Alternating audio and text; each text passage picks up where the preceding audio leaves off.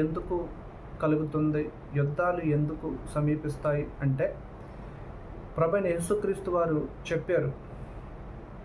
ఎందుకంటే ఏమనంటే, నా యొక్క రాకడికి ముందు యుద్ధ వార్తలు వింటారు, అక్కడక్కడ భూకంపాలు కలుగుతాయి, రాజ్యం మీదకి రాజ్యం లెగుస్తుంది, మనుషుల మధ్యలో ప్రేమ ఉండదు అని చెప్పేసి ప్రభువైన యేసుక్రీస్తు వారు చెప్పినట్టుగానే నేటి దినాలన్నీ కూడా, నేటి ప్రపంచమంతా కూడా ముందుకెళ్తుంది.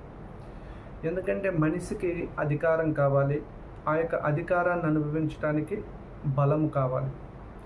ఆ బలం అనేది ఎవరు కూడాను దేవుడి నుంచి పొందుకోవటానికి కానీ, దేవుణ్ణే తమకి అధికారిగా నియమించుకోవటానికి కానీ ఇష్టపడట్లేదు. కానీ మనిషి ఎప్పుడు కూడాను స్వశక్తి మీద ఆధారపడాలని, లేదంటే నేనే అనేక మందికి దేవుడిగా ఉండాలని చెప్పి తన్ను తాను హెచ్చించుకోవటానికి ఇష్టపడుతూ ఉంటాడు.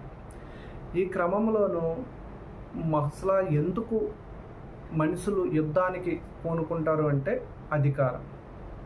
అధికారము అనేక మందికి ఆ యొక్క ఆధిపత్యము చూపించుకోవటానికి మనిషి ఎప్పుడు కూడా ఇష్టపడుతూ ఉంటాడు.